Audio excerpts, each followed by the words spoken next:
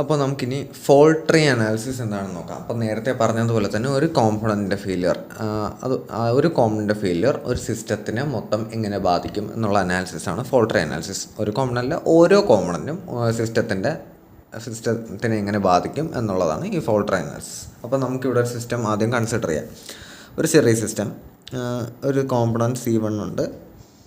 ഇത് സീരീസിൽ ഇങ്ങനെ ഒരു കോമ്പിനേഷനുമായിട്ട് കണക്ട് ചെയ്തിരിക്കുകയാണ്. C2ഉം C3യും പാരലലാണ്. ഈ ഒരു കോമ്പിനേഷന് C1 സീരീസിലായിട്ട് കണക്ട് ചെയ്തിരിക്കുകയാണ്.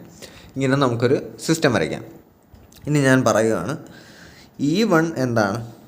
Event of C1 failing. ഇങ്ങനെ ഞാൻ ഡിക്ലെയർ ചെയ്യുന്നു. E1 ആണ് അതിൻ്റെ ഇവൻറ്റ്.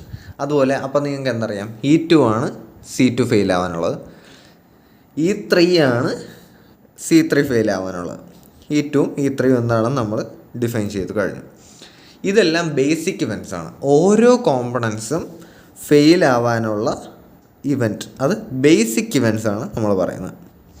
ഇത് കഴിഞ്ഞിട്ട് ഇനി ഇൻ്റർമീഡിയറ്റ് ഇവൻറ്റ്സ് ഉണ്ട്. അതെന്താണെന്ന് വഴിയെ പറയാം.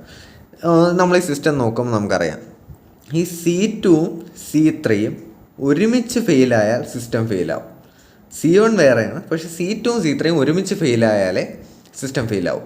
അപ്പോൾ അത് നമ്മൾ ഒരുമിച്ചെടുക്കണം. അതൊരു ഇവൻ്റായിട്ട് എടുക്കണം.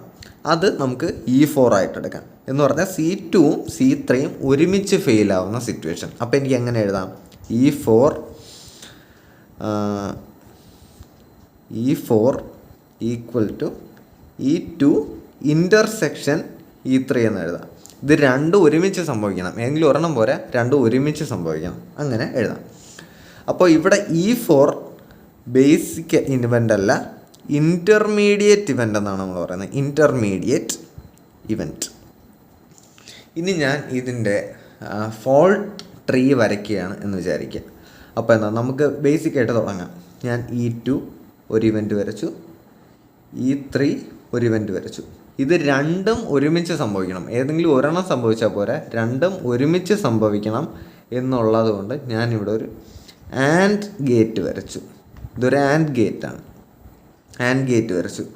എന്നിട്ട് ഇവിടെ നിന്ന് വരുന്നത് എന്താ? ഇത് രണ്ടും ഒരുമിച്ച് സംഭവിച്ച ഏത് ഇവൻ്റാണ്? E4 ആണ് എനിക്ക് അവിടെ കിട്ടുന്ന ഇൻ്റർമീഡിയറ്റ് ഇവൻറ്റ്. അതേപോലെ തന്നെ സിസ്റ്റം ഫെയിൽ ആവണമെങ്കിൽ ഒന്നുകിൽ E4 സംഭവിക്കാം, അതായത് C2ഉം C3 ഒരുമിച്ച് ഫെയിൽ ആവാം. അല്ലെങ്കിൽ E1 സംഭവിക്കാം, അതായത് C1 ഫെയിൽ ആവാം. അപ്പോൾ E1 സംഭവിച്ചാലും മതി. അപ്പോൾ E1 ഞാനിങ്ങനെ എടുത്തു. ഇവിടെ നിന്ന് ഏത് ഗേറ്റ് വരും? OR ഗേറ്റ് വരും.